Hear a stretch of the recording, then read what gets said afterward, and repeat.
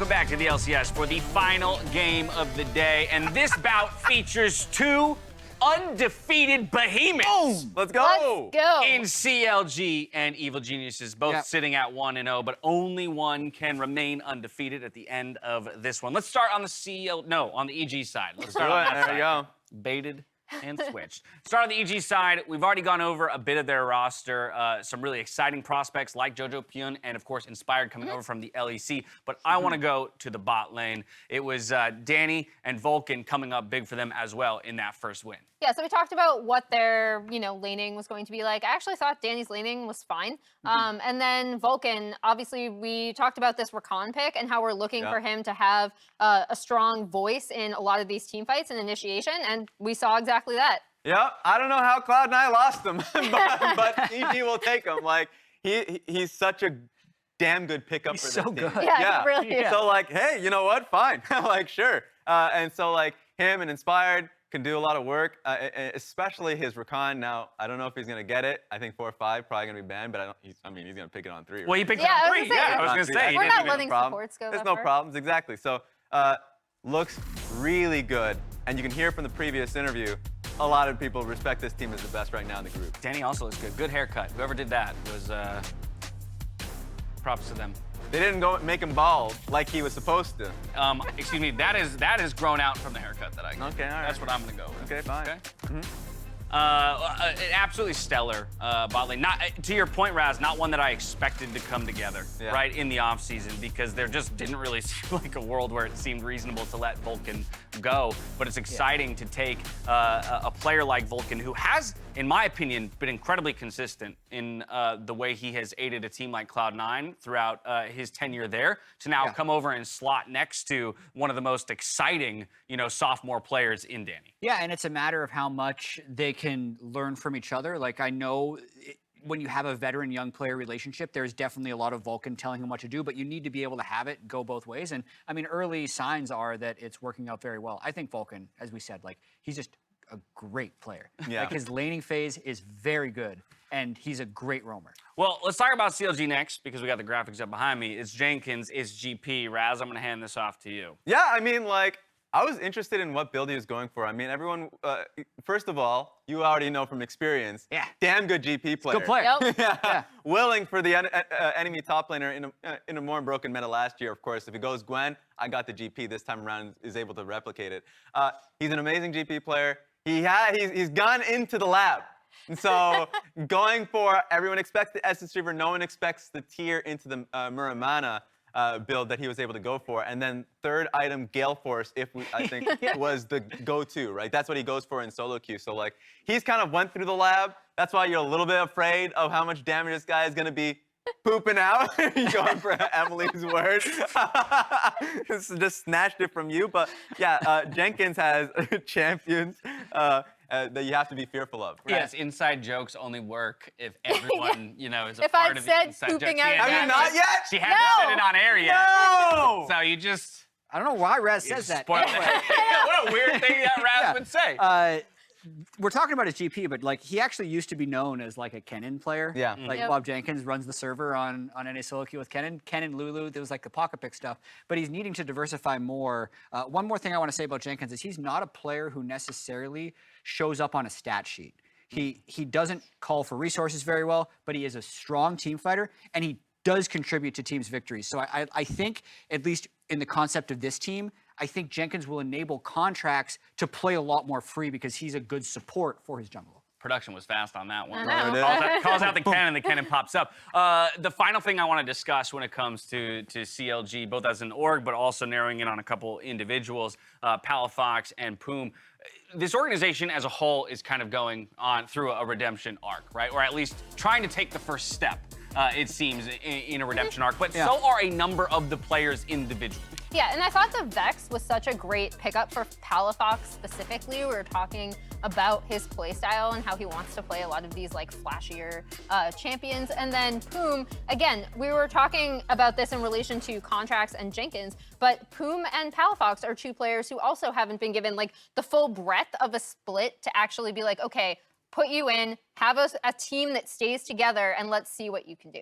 Yeah, and I feel like Palafox's time on FlyQuest a lot of what I would say happened on that team is like product of disorganization. Like it didn't feel like Palafox really got an opportunity to like learn, grow, show what he was able to do in Academy when he was on Cloud9 Amateur, and I felt Academy, that is. And the best thing that I saw from him in Academy was his side laning. I felt like he was the best side laner in Academy at the time. So his LeBlanc picks, the Yone or whatever, like something that he could really thrive on. So I want to see if he can relive that on CLG now. Step one for both of these teams was the right step. Starting there, split off on the right foot. We'll see if they can do it with the second step here in our final game of the day as we hand it back to Mark and Pastry for the call.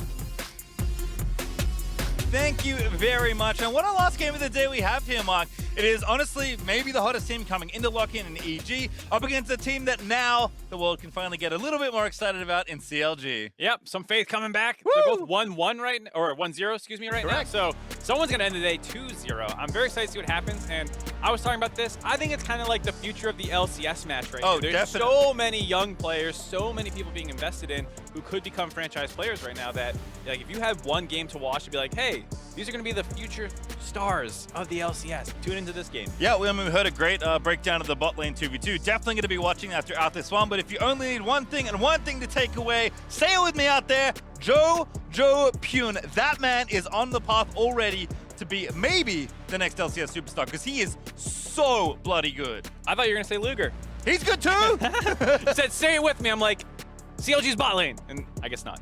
But no, yeah, both of them had pop-off games, respectively. I mean, I think looking at today's schedule, you would be very surprised to see both these teams sitting at 1-0. I mean, EG, a lot of people were hot on. It was contentious between them and TL, who they were going to pick. But I think CLG taking down Immortals, Dignitas taking down Immortals, this has been a day of quite a few upsets. So I'm really curious to see where it goes from here. Like you said, Jojo Pune had some big packages in the first game. And then the bot lane for CLG, Poom and Luger just absolutely popped off. I mean, like, already in the conversation, you know, to potentially be top 3, top 4, that is impressive given the powerful bot lanes we do have. But we're almost through the bans. In fact, we are through the first phase of bans. So let's recap them quickly as Lulu is in the lineup shortly here for CLG. It is Viego, Renekton, and Xin Zhao. And Caitlyn, definitely a good one to take away there alongside Twisted Fate and Thresh. Yep, gonna be taken away there. I gotta say, the Xin Zhao, very good for Inspired last time around, so no surprise to see that taken away. 2 jungle bans thrown at him. Caitlyn, though it is just a meta ban, I think is very important to keep out of Luger's hands. He is a total stud if you've watched Academy. You can expect to see him playing very aggressively. No surprise to them go back to the Lulu then. One of the stronger laning supports in the current meta just for 2v2 trading. They use it incredibly well in game 1. Certainly did. As we'll see what EG want to pick up here. Had Danny on the Jinx last go around, had Luger on the Jinx last go around. Seems like a pick you maybe want to take away there, as Danny already tweeted about how good the champion is. Back on it here for game number 2. Yeah, probably the second highest priority AD carry in the meta. Right behind Caitlyn, of course. So take that away. Has a number of good pairings, though. With the Lulu already gone and the Thresh already gone, that is 2 of the main supports you often see comboed up with Jinx. She doesn't play quite as nicely with Lux like the Caitlyn does. You can take some more aggressive supports with her, you know, but a couple of the enchanters already gone too. All right, well, Inspired going to take Jarvan this time around. Contracts back to business on the lease. Let's go. Even he's the player, right? Like, he's not that young anymore, but when he started in the LCS, he was very young. So he's not that old either, as Kog'Maw is apparently the selection here. Luger's fighting fire with fire in the 2v2. Yeah, Luger going for the Lulu Kog'Maw combination. There was a time where Juggernaut was like the scariest thing around. It has been a while since that, but the combination of on-hit damage that you get in range and speed up can make that an absolutely devastating combination. So, gonna be a fairly aggressive bot lane, I expect. You don't need to play Kog'Maw aggressive from early on, but if you got the mechanics to, you can. Nautilus there, definitely a good tool to lock down the pesky Kog'Maw, even with Lulu trying to protect it. EG definitely have the tools to kill Luger, which they're gonna need, because Luger is an absolute menace when he's left off the leash. As we'll see what the bans are here in phase number 2. EG lining up the bottom side and the jungle are nice and early. All the young players getting their picks, as GP is going to be banned away from Jenkins. So, might not be the most up-to-date thing. Just checked quickly, though. This might be the first Kog'Maw we've seen globally. I'm not sure if what I'm checking right now, Games of Legend has everything up-to-date from last night, from some of the other regions that I've played, but at least right now, I'm not seeing it. So this could be first COG of Season 12. It's definitely the first COG of the LCS 2022. That much I can tell you. Yeah. So at least there, a set's going to get banned away from... Oh, it's a top lane ban, I guess, from Impact. I think the set ban for Impact I guess with the Renekton already Jojo ban gone, too, I think. they're trying to get rid of some of the frontline tools. The GP ban, huge respect ban to Jenkins. You heard Jat talking about on the analyst desk about his play style being a good team fighter, but also not being particularly resource heavy. He had the lowest jungle proximity in 2021 summer regular season split for those 15 games that he subbed in for Alfari. He had the lowest jungle proximity, but he was second highest in damage per minute.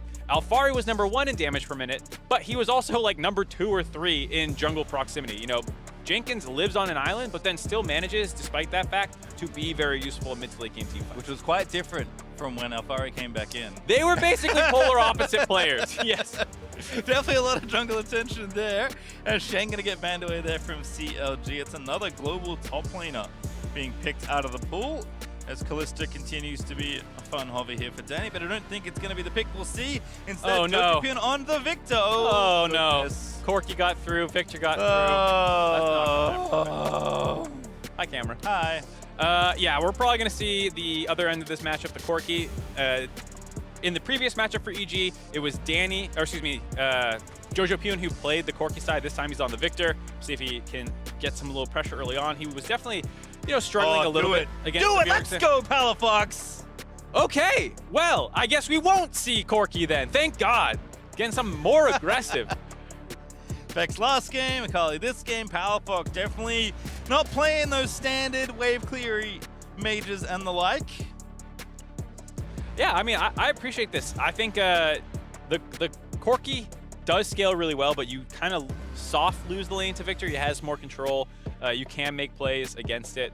Not going to be the case here. You also lose your soul when you commit to playing Corki and Victor. You know what? Yeah, also I got it wrong. Bjergsen was playing Orianna that game. Yeah. I'm trolling. That's okay. Happens to the best of us. Happens to Mark too. As Gwen, maybe the last pickup here for Impact, was banned away actually in one of the games, so he's going to be his weapon of choice here up against the Camille. That was the pick here for Jenkins. Definitely a pick Jenkins knows his way around as well.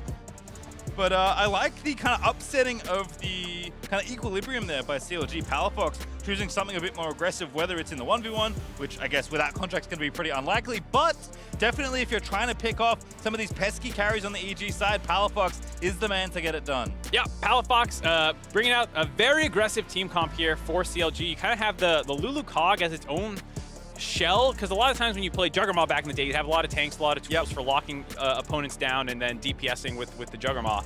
Here, there's part dive and part backline, and so I guess you're trying to create enough threat that you can kill the Jinx and the Victor with Kog'Maw damage coming over the top with the range that we kind of talk about. Very different look, whereas a little bit more front to back normalcy. I mean, the Gwen is obviously more of a champion that wants to dive, but with the zone of defense that she can create, a little bit safer. Also, maybe some sideline champions here as well, which is not something we always associate with Impact. So definitely excited to see them both. And in fact, we're going to have a banger in the 1v1 top lane, potentially, because it's no flash. They've abandoned it. It's double ignite teleport in the top lane. Heyo. Not uncommon to see Gwen go this route, and sometimes people want to contest that power by taking it themselves. Camille can do that. You know, they have a lot of defensive tools available for both of them. The hookshot range is rather impressive. We also have the triple Reju beat start for the Akali. Knows what's happening in this lane. A bad time. I'm taking lasers to the face for approximately 8 minutes. Got a pot as well, got the fleet footwork. Just needs to tank all the poke in the early 1v1 as Inspired and Impact gonna group on together here. This is quite cheeky. Impact looking for it. Inspired dodging in as well. I think they saw both. Yeah, I think the way they pinged it out with the vision, saying that they knew where it was. Well, if they do know, they will know where Inspired is as well. So a little bit of extra info. Perhaps Palafox now going to know as he does ward the Raptor camp there, and Inspired does show on vision as he gets a ward into the same entrance. Yep, Jojo Pune on the bot side also sneaking a ward onto the Raptor camp. Both junglers starting red leashless, but both teams are also going to know that. Well, going to be a fine time here. See how things work out as Contract's going to go ahead take that right away. Inspired, of course, see where the pathing goes. He's actually staying out of this vision for a bit, but now, of course, going to know with the Raptor camp being pulled away, and I don't think particularly unexpected. Both of these junglers do have options to get aggressive early if they want, but there is no need to do that.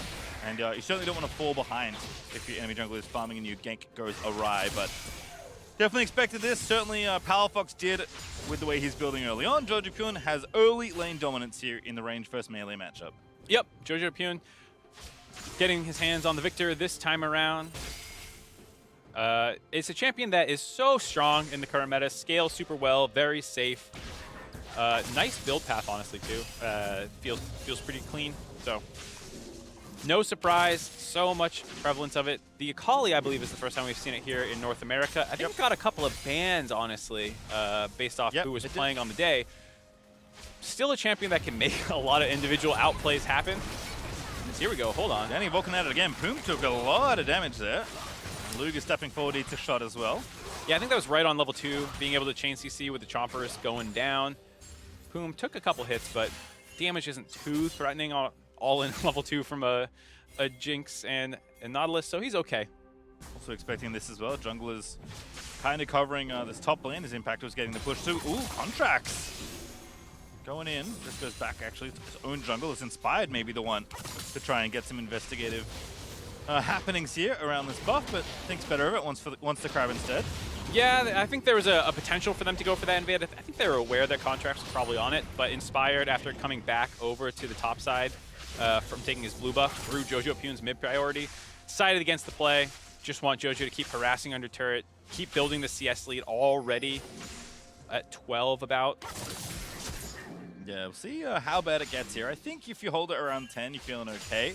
15-20 starts to feel a little iffy. Anything more than that's an absolute beating, but Palafox definitely expected this lane to not be also fun in the early stages, so we'll see if Contracts can maybe get some of this pressure off his back here as Jojo Pyun. I mean, if he doesn't have to, he's just going to sit here the entire laning phase. Yeah, I mean, they have good vision control as well. There's the ward that got replaced on the left side of the lane in the river brush, and then they also have another one on the entrance on the bot side.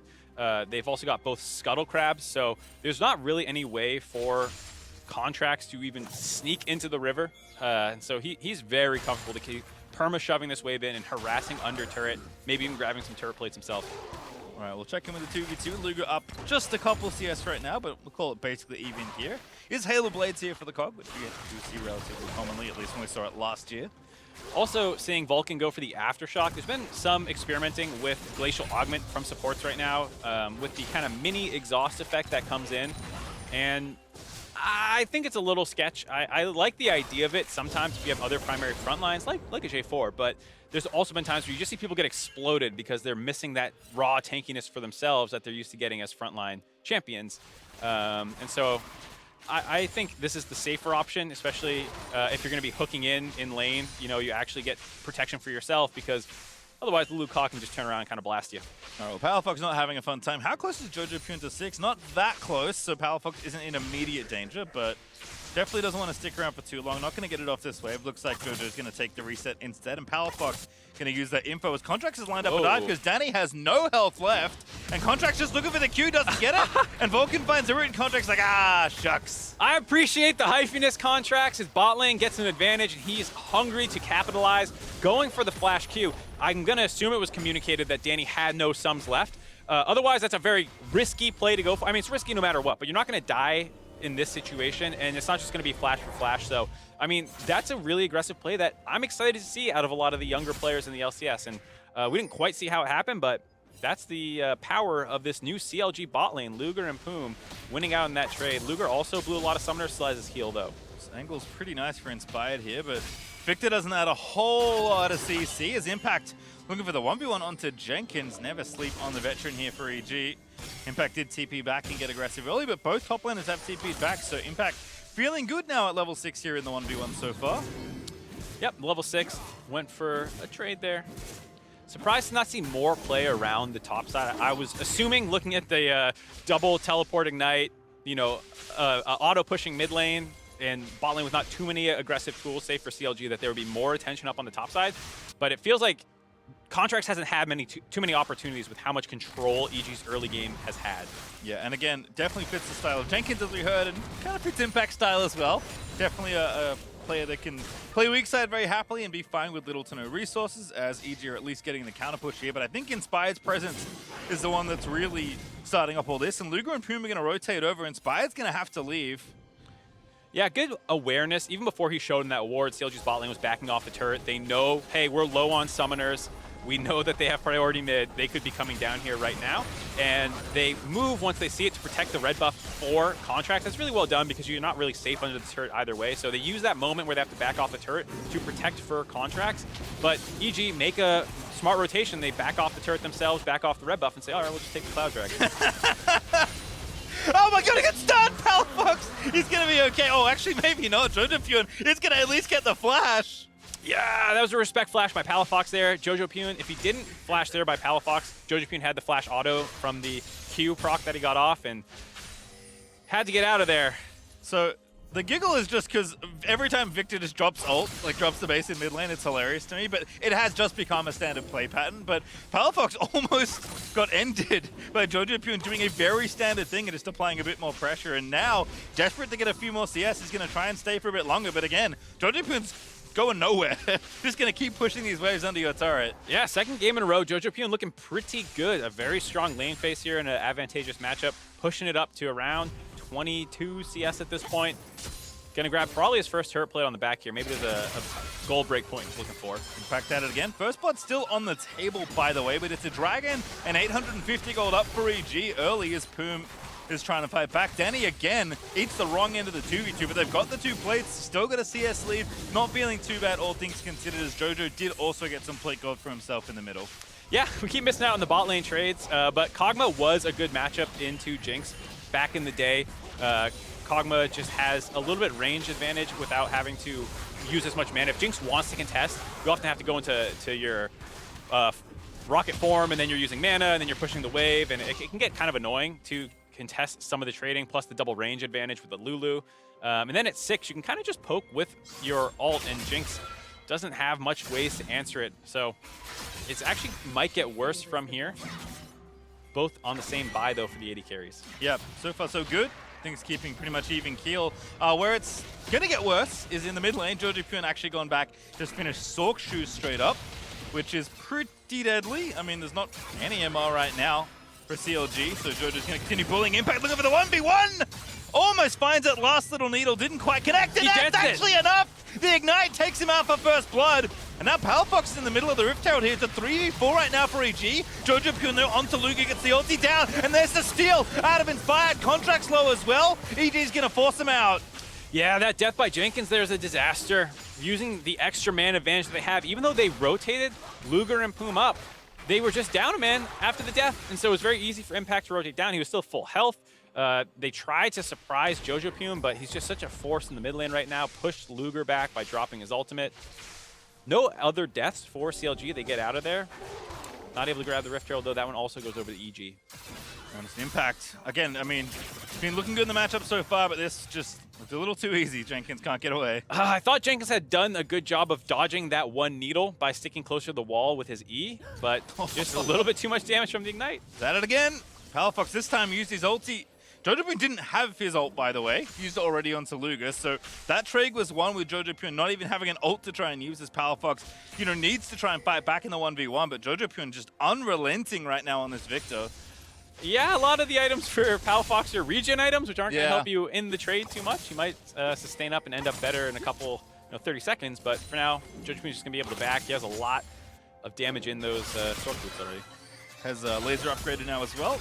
Long time this change happened, but Victor doesn't need to buy the little upgrades anymore. Just kind of gets them naturally as he picks up bits, cores, scraps. I don't remember what the name of them is, but gets it naturally now. Kind of over time, it has been hitting enemy champions enough to maybe get that a bit faster as Vulcan in the mid lane. Ulti on the Palafox, and that reset should have happened a long time ago. Instead, Vulcan will punish. Yeah, Palafox greeting out for the last of the CS because he knew Jojo Pune recalled, and just some of that vision control that's been in EG's favor this entire time coming up clutch. Vulcan kind of dipping out of the bot lane, making his way up the river, and without really needing to use too many resources, just that ultimate by Vulcan gets the kill easy. So I don't remember what the cutoff for forward percentages mark, but whenever that is, I would love to check in on Jojo Pune's forward percentage this game. So remind me in like 3 minutes or whenever it is. I believe it was at 15, but it might have been... Oh, hold on here. Alrighty, Jenkins in. Ignite down. Flash from Jojo Pune. Heals away. Thumbs up. See you later. EG, get out. Wow, I mean, Jenkins had his ult there. He was trying to greet it for the follow. Oh, hold on. I'm going to get a little laser here. He gets interrupted. The ultimate interrupts channel. Only channel. No, But that's the channel. And now Impact, oh, is he going to take this Oh, tower? no. This is actually an absolute tragedy, as Impact's going to at least get a couple plates! Palafox, though, finds the 1v1, puts Jojo to rest. And now bottom side 3v2, Vulcan bleeding there with the Ignite, but Danny's firing back, low on mana, has to back away. Small consolation prize for CLG in the mid lane for Palafox there, but yeah, just a disaster up in the top lane. Jenkins roamed down, wanted to hold his Hextech ultimate to follow the flash. I mean, you can just use it right away, and you know he can't flash out immediately, but wanted to, I just stick on him, but then Jojo Pume got enough range on his flash that he could just walk away. Jenkins wants to be greedy with his recall. CLG might be able to turn this into a dragon, but... Hex Flash, Contract's rooted, Chompers down, Danny trying to cut him off at the pass, and that's an easy solo. Vulcan's Ignite able to pick it up, and he's inspired, saying thanks for the leash, friends! Just CLG losing track of some things in the game here. Yeah, you just chunked out bot lane. Yes, you just got a solo kill mid, but no one's actually protecting contracts while he solos the dragon, so a very easy kill there by EG. We've had it again. Now they're moving in. Hex Flash, Vulcan, oh, Inspired fights too! The Cataclysm cuts off both Boom! Pops ulti on himself, but it's not going to save him. Inspired is going to pick up one. I am loving this aggressiveness out of Evil Geniuses, just taking any advantage that they can find, interrupting channels, finding people on Dragon by hiding over the wall. The Hex Flash used by Vulcan here. EG Inspire getting in on it as well, looking good, coming over. LEC MVP. Yeah, he's not bad. Glad to see him. Little 19-year-old jungler, pretty good at the game. That's the thing that's nice. They talked about, you know, like the highlight reel that they did to convince Inspired to come over, but he's not like this gritty old vet. No. You know? It's not like a 26-year-old that they're like, yeah, come play with these Zoomers. He too is a Zoomer, under 20 years old. All right, Impact at it again here alongside Vulcan, who's been absolutely everywhere so far. Impact top of the charts. On the gold, though, is Jenkins getting snipped to pieces! Oh my god, Vulcan finds him in midair, and it's just insult to injury time after time today. The clutch gaming flare throw up by Vulcan as well. I mean, it's a clutch gamer, it makes sense. True. Is there anything else? His glory referring days. to? Yeah, no, that's just where he started. Kicky from Contracts, nice on a Jojo Pume, but he pops the ulti back on a Luger. It's gonna die for it. Inspired can't save him this time. Nice bit of counterplay there out of CLG. Yeah, CLG's down, but they're not out. 5,000 gold lead pre-15 minutes is pretty disastrous for a team comp that has Jinx, Victor, and Gwen, but they're gonna scale decently well themselves. They find that kill, but you know they can't actually get anything off of it. As soon as EG's bot lane shows up, they kind of have to sack this mid turret. And tower is likely going to fall here. They're going to try and clear the wave. They're doing a good job of it, I will say. Yep. The CLG hold on to it for now. Yeah, I guess not so bad. The Kog'Maw wave clear, not to be dismissed. But still a tough position to be in here. If you can keep finding these odd man fights, that's really the way that you're going to be able to turn this one around. You have a bit of an advantage in the hold on here. Impact going in again. Contracts doing maybe a little too soon, but the flank is there for Palafox. Inspired's on. Palafox going in, but Inspired into stasis. Danny flashes away. Palafox can't quite find the angle, and it's Impact in the backline, chopping everyone to bits. Turns attention on the Pala. It's a double already out of Impact, and now Jenkins going to be the next one. Evil Geniuses have the hands. Danny outplays the flank attempt on his life. They grab the mid lane turret up to a 6.7 thousand gold lead now. Vulcan, 1v3. Hextech ultimatum is issued, and there's the shutdown for Contracts. Got that support, shut down the bounty on his head. Nicely done there. Hopefully we get another look at that flank attempt, because I kind of like the idea for what CLG was going for. I was just about to say they have some advantages in the 1-3-1 potentially, but not able to actually find a single target to focus down. And EG have that more standard team comp in terms of front to back with frontliners and lockdown CC. There's just not a ton for CLG. Even when you kind of dive in, it's all on Jenkins CC. Yeah, and I mean, he's not been able to find all that many angles. EG just starting fights constantly. Vulcan, as always, has been a great source of primary engagement. Inspired certainly no slouch either. And Impact is actually like a menace. 4-0 Riftmaker done already. You're now in a 1v3 with no flash, remember. Gonna have to try and outplay the situation. Palafox already over the top. Jojo Pung gonna try and save the day. It's Impact still healing up. He's so tanky. They can't kill the man. Finally, it's Boom that finds a shutdown, but Palafox is gonna be left for dead. Contracts almost died as well at the back end of the play. He's dead. And there's nowhere to go. Jinx ulti clips him. Danny takes down Contracts. Sniped from across the map in mid lane. Danny finds the kill. Inspire was just corralling him into that brush. He knew where it was going the whole time. Well done by EG. And a nice kite out by Impact to really lure all of them in there. Ends up a 2-for-1 in their favor.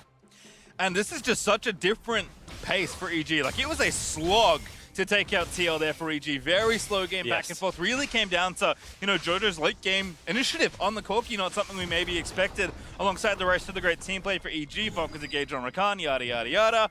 This game is just an EG steamroll. CLG are about to get completely bowled over. It's 6,000 gold ahead already as EG are lining up for their third dragon in 30 seconds. Yeah, it's also really tough because Jojo realizes the advantage that he had, realizes what's the threat to him, builds Crown of the Shattered Queen, will have that Safeguard passive, so when they dive in with Jenkins and Palafox, there'll be a period of time where he's basically unkillable and can drop his damage quite easily back onto them.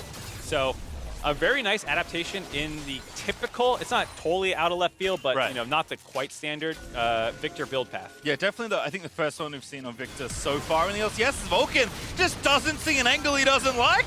A master of geometry, his contracts is going to be felt by impact, inspired, lining up the Dunkaroo, flash we go. Boom again, locked in with Luga, and CLG, have to flash away. Yeah, nice pick off there. Vulcan knows how strong they are. It's one of those situations where you say, we can take any fight as long as you see them not near their turrets, and just a little too far forward by CLG. Jenkins trying to find the play. 1v2, decent damage there for Camille onto Vulcan. Palafox with the flank. EG perhaps getting pincered here, but Jojo Poon just unleashes onto Poom. Luga now turning back around. Jojo's 1v2ing the bottom lane. He's going for a wild growth out, but Jenkins just can't do anything. He's going to get killed, and Palafox barely getting away.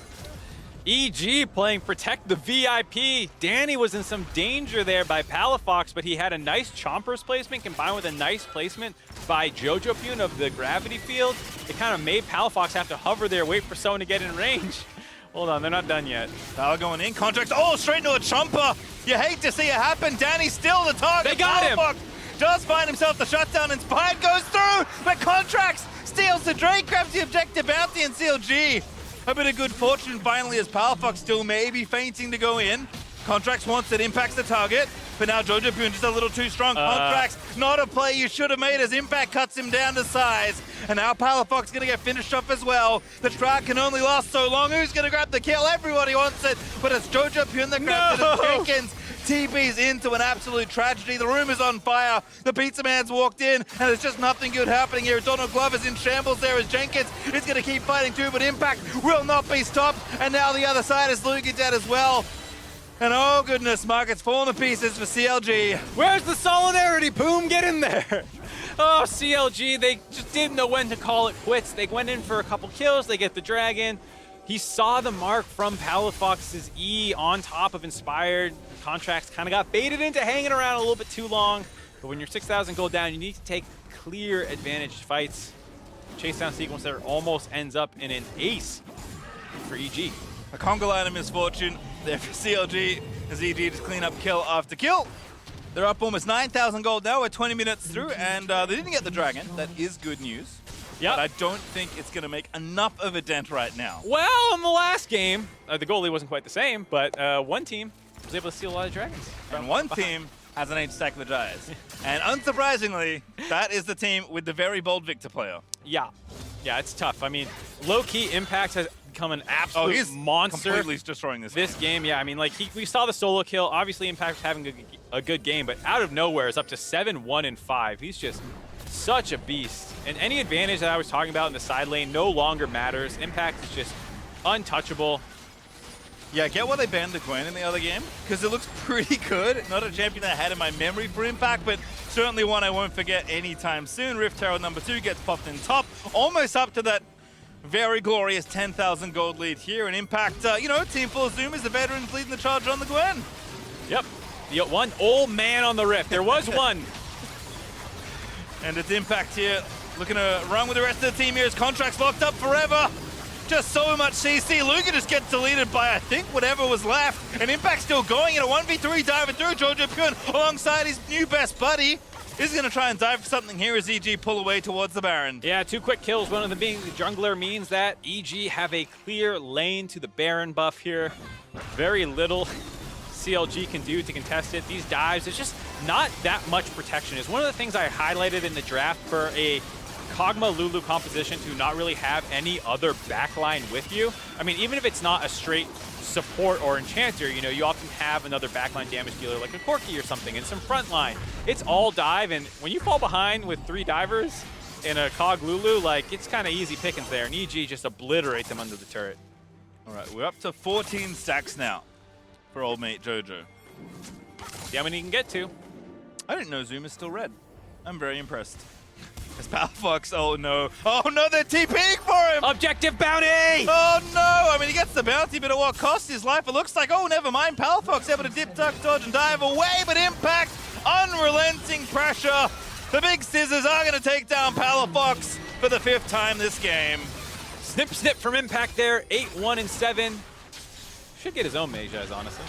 I hope so. That'd be great. Oh, what a Ooh. beautiful stasis there. Contracts zipping through with the wall, gets himself kicked, and I don't think that's going to end all that well as JoJo's on a rampage. Flashing the thumbs up there by Contracts going, respect. I didn't realize you had bought the stop watching the inventory maybe. It was clean though. Contracts went straight through the golden JoJo Pune. Zoomer respecting Zoomer. Yep. Good hands everywhere. Everyone's, you know, little appreciative nod from the fountain there for Contracts and Power. But EG just storming through the base. Not much defense left here for CLG. Not quite the spot where, you know, the big cog can really get it going in some sort of 1v5 scenario. It's just been such a beautiful game here for EG. Just putting the finishing touches on now. Yeah, we'll see if that they decide to do here. They can grab these 2 inhibitors, maybe do one more reset before pushing down in the top lane, minute and a half on the Baron, or they can end it now! I knew it was coming. Vulcan with the Hex Flash bait once again is going to pick up Jenkins. Impact charging forward as EG with the Baron. Still a minute 20 left on the buff. Going to try and finish up the game. Vulcan magnetized the Contracts, picks him up there with a hook. Impact is going to cut him down to bits. Then Powerfox, he's going to dive for collateral. It's 2v5 now for the bottom lane of CLG. And there is nothing left, no hope, no victory. It is all EG today as they will take down their 2nd win of the LCS lock-in. Evil Geniuses come out huge in day 1 of Group B. 2-0 after taking down Team Liquid earlier in the day. They knock out the other team that found a win earlier in the day in CLG as well. Become the clear favorites now early on in Lock-in Tournament. I'm glad it ended then. I don't know how many more team fights I could have taken in that game. Yeah, you had to go a little bit there. I somehow have water left. That should be impossible, but you know what? We made it through. Yeah, I mean, that was a crazy game. It was a one-sided game, yes, but still very crazy because CLG did not back down from the fights ever. Even at the end there, you know, when their Contracts flashed the thumbs up after the insect was a stopwatch. A little miss. I mean, I do like to see that from CLG. Again, this is a team that is made up of lots of very promising players. You know, in some cases, newer faces, in some cases, from the LCS, but maybe new again to the newer fans here in Contracts. But they haven't played together before, right? This is still very much a new team, like many teams in Lock-in, figuring it out. Definitely figuring it out. We talked a little bit about the draft maybe not being the best for kind of split win cons and what it could do. Whereas for EG, it was a very clear win con of what they were going to do, mostly front-to-back team fighting. But then you also have this Gwen that got fed as hell. It was a really impressive performance out of them. And I just can't wait to see what the ceiling is now because they were brought in, you know, there's a lot of talent on the lineup between Impact, Inspired, and Vulcan being people who all have a ton of Worlds experience and international experience. Danny and JoJo Pune are so young that it was like, well, are those 2 guys going to need more time to scale up again to kind of challenge? But right out the gate, like, they look incredible. It's between them and 100 Thieves right now, easily for best team in Lock-in. Yeah, and it's going to be very exciting when they finally get to play, hopefully in the Lock-in final, because at this point, that is the trajectory we have early on after the first day here of first 2 days, sorry, of Lock-in. I kind of almost feel bad for Impact's Gwen, because like it just kept getting kills, and then like 20 minutes in, like, oh yeah, we've talked about everyone else but Impact, and he's silently carrying. Yeah, I mean, it was such scrappy game. It's hard to track. Like, oh, this one's the one popping off, you know. And it was definitely a case where it just snuck up on us. Well, that's going to do it for myself and Mark Z for now, but we are going to be joining Tigress and Vulcan now for our Verizon post-game interview. Thank you, Pastry Time. Vulcan is back in the support position, but a different jersey donned on his shoulders. Welcome. I got to ask you, gnarly game. 6.5K gold lead around 15 minutes, 8.9 around 20. Team fight comp, you want to trusted engage. How was EG able to pull this off? And the 2-0 on the day overall? Well, honestly, I think it's pretty simple. We just have extremely talented players in every role. And I feel like we've been doing a good job of just like trying to click together and practicing. And so far the guys have been super easy to work with. So it was like super easy to just jump into scrims and start playing. And I think we improved extremely fast. And yeah, I mean, teamfight comp was fun to play. We just me and Casper and Inspired were just pressing our old buttons and running them down. So that was pretty fun. That is one thing that the casters were just noting as well, that this is still a team that's learning how to click and really get the ball rolling going into the new year. What can you tell me about your teammates and what you've learned about them, whether it be personality-wise or how you're jiving as a squad? We have a lot of different personalities on the team. Jojo is like this super egoistical kid that thinks he's the next Chovy, which he might be. He's pretty fucking good. Sorry about that. And then Inspired is like super direct. He's like, this game he was like super vocal about what he wants to do, and he was like just calling the whole game. Impact is obviously very experienced, so he also like is able to lead the team. So I think we have like a really good balance of more veteran players in me, Impact, Inspired, who have more experience, and then we have Danny and Jojo, kind of like the big guns that we hope will keep improving, and they're already at like a super high level. So I think, I don't know, I think we're really good. A lot of reasons to be excited about EG, and fans would agree as well. Though maybe some were surprised to see you leaving the C9 banner to come under new colors. What was it specifically that drew you to making that change and joining this particular organization? Well, there's a lot of people here that I've worked with in the past in Clutch Gaming in 2019. So it's kind of people who I trust, and they trust me. So it feels good to have like the trust from leadership that they invest in me and they want to build a roster around me, and they kind of want me to be a key piece in their lineup. And that's something that really attracted me, or reached me. So it was like a really simple decision, and yeah, I mean, all the players on my team I wanted to play with, so it was a no-brainer. How is that feeling for you coming into this veteran leadership position with a lot of these younger talent, as you mentioned, under this? Well, it's very different because I'm kind of used to being the younger player on my teams for, I guess, my whole life. And now suddenly I have like a 17-year-old kid and an 18-year-old kid and a 19-year-old kid, and then like a 27-year-old grandpa, but we won't count.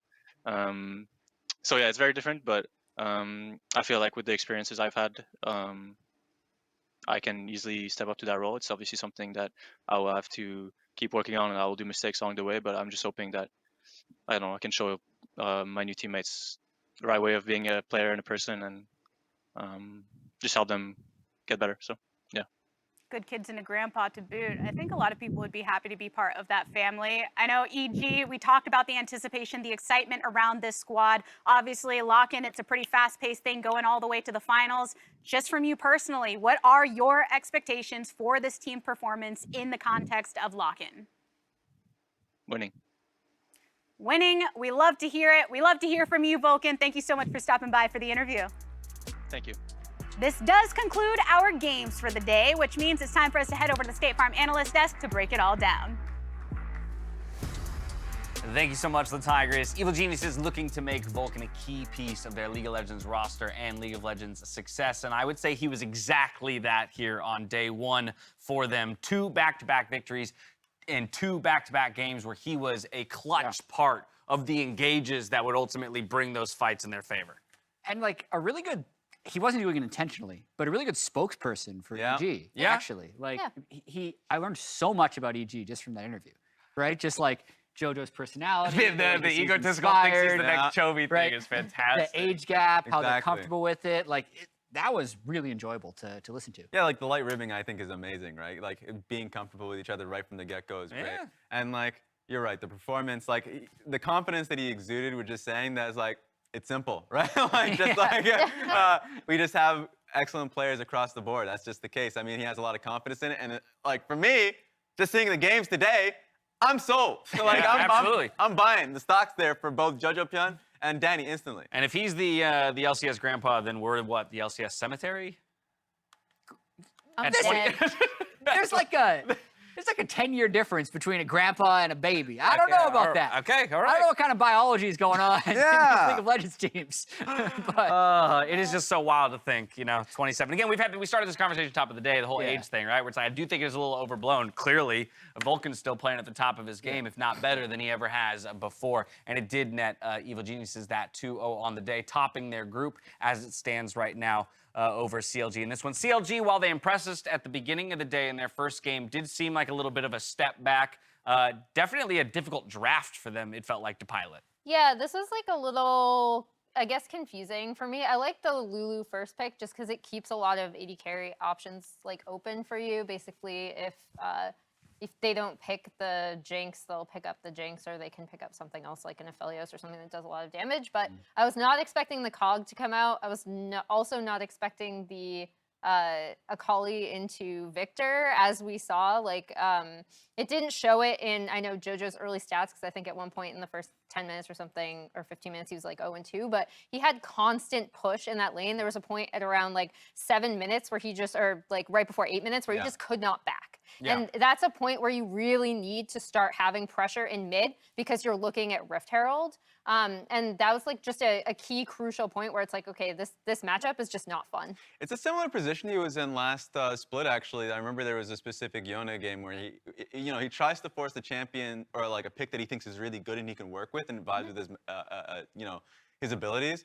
But then obviously if you get put in a situation where you're just stuck in lane and you can't get bailed out because of the game state, then that's just your game. Like you're just doomed. And so like it wasn't even just like the constant pressure from the Victor, but it was also like J4 and Nautilus. That's what I was about to say, right? Like yeah. you can't get out of lane. It's already a tough matchup, but then when the opposing team is also bringing the jungler and support along with the Victor to make your life even more hellish, what do you do? Yeah, and I thought Inspired showed great coordination with the rest of the team. We already talked about how Vulcan's engages were so important, and Impact had constant pressure on the top side despite not a lot of interference, and he absolutely took over some of these team fights. Yeah, he was a huge carry. I mean, his Gwen was exceptional on that one. That one was a tough one. He was trying to get the edge of the terrain so he could hookshot out. But I mean, at this point, this team fight's already more than lost. But yeah, his Gwen was incredible. He got the solo kill really early on with the last tick of Ignite. So just great performance there from him. Love that flash. This game got so out of hand. Yeah. It's so out of hand so fast. Yeah, it's just the last 5 or 10 minutes or so was just CLG just kind of throwing themselves.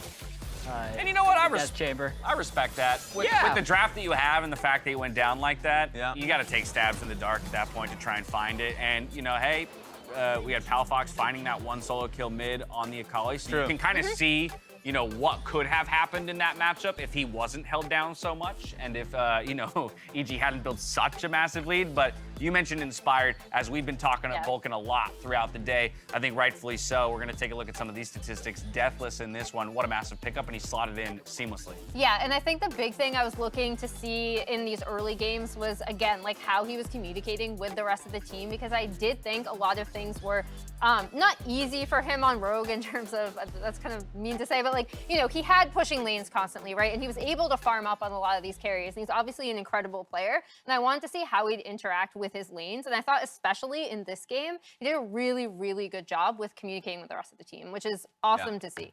Yeah, I mean, there were like multiple moments. There was the timing in which they like, you know, we were talking about the time Victor had constant pressure under Akali, so it was like, okay, now you're basing, well, perfect. We're gonna push this cannon when you wave and get you an even larger lead on the Victor.